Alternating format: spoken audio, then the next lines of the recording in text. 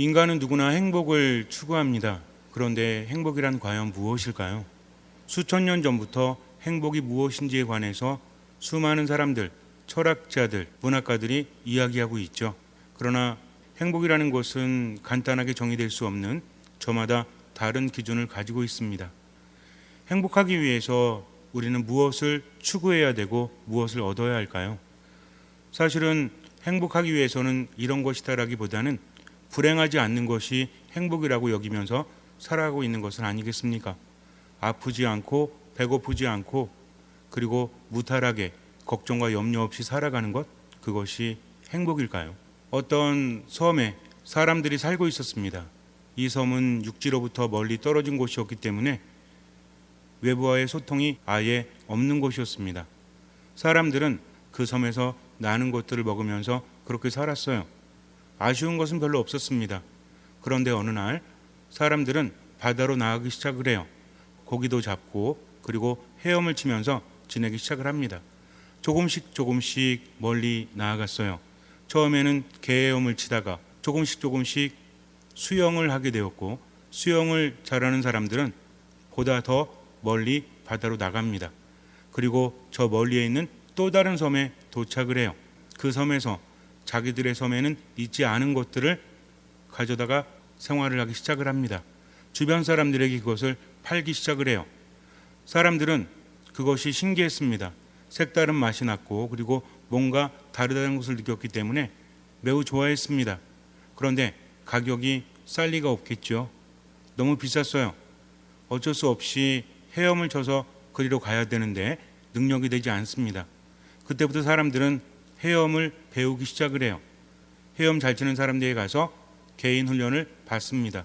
그리고 그 섬에 가서 자기들이 필요로 하는 것을 가져다가 생활하기 시작을 했어요. 사람들은 생각합니다. 어차피 먹고 사는데 지장이 없는데 뭐 그렇게 애써서 수영을 배울 필요가 있는가. 그러나 자꾸만 수영을 배우는 사람들이 많아졌고 거의 대부분의 사람들이 수영을 배우게 됩니다. 자, 여기서 중요한 것이 무엇일까요? 분명히 먹고 사는 데는 지장이 없었죠. 그러나 좀 더 맛있는 것, 새로운 것을 추구하기 위해서 사람들은 수영을 배웁니다. 수영을 한다는 것은 쉬운 일은 아니죠. 그냥 물장구 치고 개헤엄을 치는 수준이 아니라 제대로 된 수영을 배우기 위해서는 노력을 해야 했습니다. 사람들은 그 노력을 마다하지 않았어요. 더 좋은 것을 얻기 위해서. 인간의 삶이라는 것은 이렇습니다. 행복이라는 것은 때로는 힘들고 때로는 괴로워도 내가 원하는 것을 얻기 위해서 수고로움을 감당하는 것이 인간의 삶이 아니겠습니까? 이것이 행복인 것 같아요. 저마다 다르지만 무엇인가를 추구하고 가치를 쫓는 것이 바로 행복이 아니겠습니까? 그저 몸만 만족시키는 것이 아니라 마음과 정신, 영혼까지도 만족시키는 것이 바로 행복이라는 거죠. 세상을 살아가면서 우리는 많은 것들을 추구하면서 동시에 어려움과 고통을 겪습니다. 그런데 인간의 삶을 보면 어떻게 본다면 효율적이지 않죠. 아이들을 키우기 위해서 열심히 일을 합니다. 하루에 2잡, 3잡 가져가면서 열심히 일을 해요. 그들은 삶이 힘들죠. 만약에 이것을 효율적인 가치로만 본다면 그 아이들을 입양 보내면 되지 않습니까?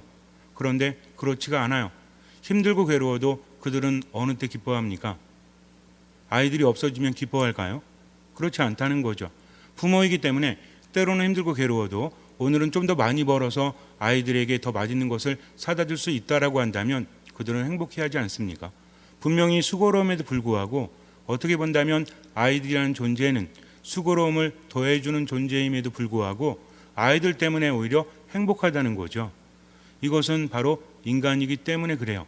세상을 살아가면서 행복이라는 것은 아프지 않고 또는 슬프지 않고 고통스럽지 않은 것이 아니라 뭔가 가치를 추구하면서 마음으로 느끼는 것, 그것이 바로 행복이지 않겠습니까? 그렇기 때문에 삶은 고달프고 힘들 수밖에 없다라는 거죠. 신앙 안에서 우리 행복이 무엇인지 알고 있죠. 내게 필요한 것을 나보다 하느님께서 더 잘 아시기 때문에 우리를 지어내신 그분께서는 나를 나보다 더 잘 아십니다. 그래서 내가 바라는 행복이 아니라 그분께서 우리에게 주시는 행복을 추구하는 것, 그럴 때 진정한 행복을 누릴 수 있다라고 우리는 믿고 있다라는 거죠. 믿음이 있는 사람이든 믿음이 없는 사람이든 세상을 살아가면서 수고로울 수밖에 없어요. 그러나 그 수고로움의 끝에 무엇이 있는지를 우리는 분명히 생각해 봐야 합니다. 인간의 삶이라는 것은 어쩔 수 없이 힘들 수밖에 없다. 내가 추구하는 가치와 이상 때문에 삶은 힘들어지죠. 개인적으로 일하는 것, 또 무엇이 힘듭니까? 관계도 굉장히 힘들죠. 가까운 가족부터 시작해서 친구들, 그리고 직장 동료들, 공동체에서 만나는 사람들, 이 사람들과의 관계 안에서도 힘들지 않습니까? 그래서 관계도 힘들 수밖에 없어요. 그러나 힘들어도 우리는 좋은 것을 추구하기 위해서 때로는 참고 인내하면서 노력하지 않습니까? 어떻게 본다면 마음에 안 들고 싫다면 그냥 끊어버리면 되죠. 가족도 마음에 안 들면 어떻게 하면 돼요? 호족에서 분리시키면 돼요. 직장을 그만두면 돼요. 공동체를 떠나면 돼요. 그런데 우리는 그런 결단을 못하는 것이 아니라 때로는 하지 않습니다. 왜냐하면 내가 원하는 것은 마음에 안 드는 사람들이 사라지는 것이 아니라 함께하는 사람들과 화목하게 지내는 것이기 때문에 그래요. 그것이 행복이기 때문입니다. 그렇게 본다면 인간의 삶은 끊임없이 고통스럽고 아플 수밖에 없어요. 그 가운데서 행복을 느끼고 찾아가는 존재, 그것이 바로 사람인 거죠. 그렇다면 과연 어떻게 해야 될까요? 아까 제가 말씀드렸지만 그냥 바닷가에서 헤엄을 치는 것은 누구나 할 수 있죠.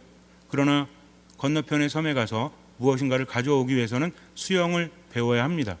그냥 내가 하고 싶은 대로 하는 것이 아니라 교육을 받고 정해진 법을 알아야 한다는 거죠. 이것이 삶의 법칙이에요. 내가 살아감에 있어서 분명히 아프고 힘들지만 그러나 이상적인 것을 추구하기 위해서 또 다른 고통을 감수하는 것, 이것이 인간의 삶의 행복이요 그 의미라는 것입니다. 우리가 인생을 살아갈 때 점점 나이가 들면서 느끼는 것은 무엇이죠? 많이 소유한다고 해서 행복하지 않다는 것을 마음이 알고 정신이 알죠. 하느님을 모르는 사람들도 정신적인 가치를 추구합니다. 그것이 행복하기 때문에 그래요. 우리 몸도 마찬가지죠. 좋은 것을 먹고 편히 쉰다고 해서 몸이 행복합니까? 입은 순간 즐거울 수 있죠. 몸은 즐거울 수 있어요. 그러나 먹고 쉬고 그러면 결국은 몸이 망가질 수밖에 없고 몸은 행복하지 않다는 겁니다. 어떻게 해야 되죠? 운동도 하고 때로는 먹는 것을 조절하기도 하고 더 좋은 컨디션을 위해서 그렇게 살아간다는 겁니다. 이것도 하나의 법이라는 거죠. 우리가 행복하기 위해서 따라야 될 룰이 있고 그것이 나를 행복하게 한다는 확신이 있다면 우리는 그것을 받아들이고 고통을 감수한다는 거죠. 신앙도 마찬가지입니다. 신앙생활이라는 것은 우리들의 삶이 그냥 힘들고 괴롭고 하느님의 이상만을 추구하는 것이 아니라 하느님과 함께 세상을 행복하게 살아가는 것이죠. 예수님께서는 죽은 다음에 천국 가는 것이 아니라 세상에서 이미 천국을 살아간다라고 말씀하십니다. 하느님 나라는 너희 가운데 있다라고 말씀을 하세요. 그렇기 때문에 믿음이 있고 하느님 나라를 향해서 가는 사람은 죽어서뿐만이 아니라 지금도 행복해야 한다는 거죠. 그러기 위해서는 어떻게 해야 돼요? 마치 수영을 배워서 그 섬에 가듯이 우리 또한 감수해야 하고 인내해야 될 고통이 있다라는 것입니다. 때로는 인내하고 때로는 희생하고 수고로움을 우리는 분명히 받아들여야 한다라는 거죠. 세상을 살아감에 있어서 어쩔 수 없이 힘들 수밖에 없다면 좋은 열매를 맺고 행복해지는 수고로움을 선택하는 것이 더 맞지 않습니까? 인간은 존재는 그렇다는 거죠. 수고로움을 스스로 받아들이는 것은 더 나은 삶을 위해서 그렇게 한다는 것입니다. 예수님께서 우리에게 말씀하시죠. 무거운 짐을 지고 수고하는 이들 모두 내게로 오너라. 내가 너희를 편히 쉬게 하리라. 여기서 편히 쉰다는 것은 진정한 평화를 의미해요. 그냥 고통도 없고 어려움도 없고 슬픔도 없고 염려도 없고 이런 것이 아니라 내가 무엇인가를 추구하기 위해서 진정한 평화를 위해서 그분을 따른다는 것을 의미한다는 거죠. 예수님께서는 단순히 이 말로 그치시는 것이 아니라 뭐라고 하십니까? 내 멍에는 편하고 내 짐은 가볍다. 내 멍에를 메고 나에게 배워라. 나는 마음이 온유하니. 즉 거저 주어지는 아무것도 안 한 상태에서 주어지는 평화가 아니라 그분과 함께 멍에를 짊어진다는 거죠. 보통 멍에 그러면 고통스럽게 여겨지죠. 멍에 굴레를 벗었다. 어떤 멍에를 벗었다라고 우리가 표현하기 때문에 그래요. 보통 멍에는 동물에게 씌우죠. 그 중에서도 대표적으로 소에게 씌웁니다. 소에게 왜 멍에를 씌울까요? 나무를 대서 뭔가를 끌게 하는 거죠. 수레를 끌게 하거나 또는 뭐 쟁기를 끌게 합니다. 그런데 이것을 하는 목적은 소라는 존재는 밭을 갈거나 물건을 운반하는 역할을 해야 돼요. 어차피 힘들어야 되는 거예요. 멍에는 소에게 씌워졌지만 소를 고통스럽게 하는 것이 아니라 편하게 해준다는 거죠. 멍에가 없이 그냥 짐을 메고 간다면 소는 더 힘들 거예요. 한번 생각해 보세요. 몸과 직결된다? 뭔가 무게가 있는 것이 몸에 직접 연결이 되어진다면 살까 또 아프겠죠. 굉장히 힘들 거예요. 그러나 멍에를 메면 어떻습니까? 무게를 분산할 수 있고 직접 부딪히지 않는다는 거죠. 멍에라는 것이 지역마다 다르다고 합니다. 나라마다 다르다고 합니다. 그 실정에 맞게 멍에를 만들어주는 거죠. 농부가 멍에를 만들어서 소에게 쥐어줄 때는 엄청나게 많은 고민을 해요. 어떻게 하면 소가 편할 수 있을까? 예를 들어서 운반을 많이 하는 소가 있다면 멍에를 맬 때, 끈을 맬 때 조심스럽게 한다고 합니다. 왜냐하면 고개를 넘어갈 때 자칫해서 뒤에 맨 그런 수레가 굴러 떨어질 수 있죠. 이럴 때 멍에에다 끈을 강하게 메어 놓으면 소도 뒤로 넘어질 수밖에 없어요. 다친다고 합니다. 이럴 때는 멍에에 매는 끈을 조절을 해서 혹시라도 수레가 뒤로 떨어진다고 할지라도 멍에에서 풀리게 만든대요. 그 소를 부리는 주인은 이렇게 신경을 쓴다고 합니다. 밭을 갈 때 쟁기를 매는 소는 또 다르겠죠. 그래서 어떤 지역에 맞게 그 소에 맞게 멍에를 만들어 준다라고 해요. 두 마리가 함께 매는 멍에를 본 적이 있는지 모르겠지만 그 멍에를 어린 소는 함께 메고 배운다고 합니다. 황소가 있는데 옆에 뭐 자식이라든지 어린 소가 있잖아요. 같이 맨다고 합니다. 그러면 누구의 멍에가 더 무겁고 단단할까요? 당연히 황소겠죠. 옆에 있는 어린 소는 그냥 함께 가는 겁니다. 멍에를 메고 앞으로 갈 때 짐을 끌거나 또는 쟁기를 끌고 갈 때 함께 가고 있지만 큰 소, 황소가 더 많은 일을 한다는 거죠. 옆에 있는 소는 그냥 따라가는 겁니다. 예수님께서 뭐라고 하시죠? 내 멍에를 메고 나에게 배워라. 내 멍에는 편하다라고 하세요. 우리에게 주어지는 멍에는 그분이 만드십니다. 마치 밭을 가는 소들이 그렇게 해야만 소출을 얻을 수 있듯이 인생을 살아감에 있어서 우린 열매를 맺어야 돼요. 바로 내가 추구하는 이상적인 나를 행복하게 해주는 정신적인 영적인 그런 열매를 맺어야 한다는 겁니다. 이런 삶을 추구할 때 기준이 있어야 돼요. 그냥 막 하는 게 아닙니다. 마치 수영을 배워서 다른 섬에 가서 자기가 원하는 것을 가져올 수 있듯이 세상이라는 밭을 갈면서 무작정 밭을 간다고 되는 것이 아니라 멍에가 있어야만 편하게 밭을 효율적으로 갈 수가 있다라는 거죠. 그래서 나에게 멍에를 메워주는 것은 그냥 혹사시키기 위해서 고통스럽게 하기 위해서가 아니라 나를 더 편하게 해주고 나를 더 보호해주는 도구를 내가 맨다는 것입니다. 그것이 예수님의 멍에라는 거죠.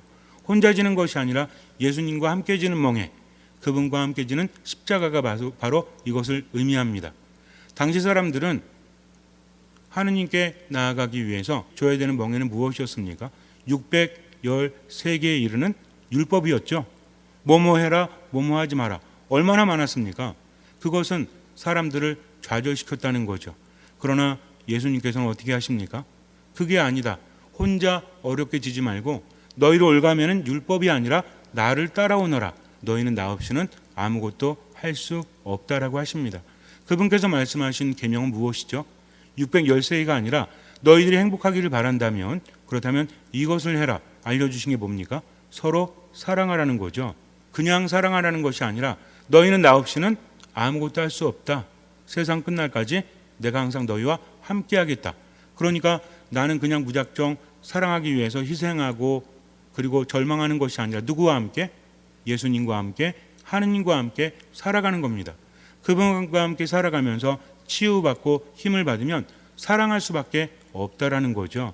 그래서 계명을 너무나 무겁게 받아들이지 말고 어떻게 사랑할 수 있는가라는 부담감보다는 하느님과 함께 지금을 그냥 살아가면 돼요. 그러다 보면 그분의 은총을 받고 또 하느님께 감사하면서 그분이 원하시는 것을 실천할 수밖에 없다는 겁니다. 이것이 바로 믿음의 삶이라는 거죠. 그래서 예수님의 멍에는 그냥 아무 일도 없이 편안함을 추구하는 그런 것이 아니라 인간의 몸이 그렇고 인간의 정신이 그렇고 인간의 영혼이 그렇듯이 내가 행복하기 위해서 자초하는 수고로움, 그것을 위해서 편안하게 하고 보다 효율 좋게 하는 도구가 무엇이다? 이것이 바로 그분이 우리에게 주시는 멍에요. 그분과 함께 진다는 것입니다. 잠시 눈을 감으세요. 세상을 살아가면서 법을 따를 수밖에 없죠. 뭔가를 추구하기 위해서는 내 마음대로 해서는 안 됩니다. 내가 원한다라고 해서 행복하지 않다는 것을 우린 경험적으로 알기 때문에 그래요. 그렇다면 무엇이 필요할까요? 나를 나보다 더 잘 아시고 나를 나보다 더 사랑하시고 불가능함이 없으신 하느님께서는 우리에게 법칙을 주세요. 그것이 행복해지는데 반드시 필요한 것입니다. 수고로움이 있다면 죽음으로 가는, 멸망으로 가는, 불행으로 가는 수고로움이 아니라 행복해지는 수고로움을 선택해야 하지 않겠습니까? 그것이 바로 신앙의 멍에요. 신앙의 십자가요. 예수님과 함께 지는 멍에라는 거죠. 그분은 우리를 힘들게 하기 위해서가 아니라 내가 추구하는 행복을 위한 수고로움을 덜어주기 위해서 우리에게 멍에를 주십니다. 나를 나보다 더 잘 아시기 때문에 나에게 적합한 멍에를 주시고 함께 메고 가신다는 거죠. 그분의 십자가는 엄청납니다. 그러나 나의 십자가는 그것에 비하면 아무것도 아니라는 거죠. 그래서 그분을 신뢰하기 때문에 그 멍에를 메고 지금을 살아가는 것입니다. 때로는 이해할 수 없고 때로는 감당할 수 없어도 주님께서 함께 하시니 그분을 신뢰하면서 그분의 말씀을 따라서 지금을 살아가는 거다. 그분과 함께 하면서 또 그분이 원하시는 대로 기꺼이 실천하는 것이 바로 사랑의 계명이요 내 삶의 멍에입니다. 오늘 이 순간을 살아가면서 모든 것을 그분께 맡기고 듣는 마음으로 미사, 말씀, 기도 안에 머물면서 그분께서 쥐어주신 멍에를 쥐고 지금을 살아가십시오. 나머진 주님께 맡기십시오. 주님께서는 그 믿음을 보시고 우리 삶에 놀라운 기적을 일으켜 주실 것입니다. 아멘.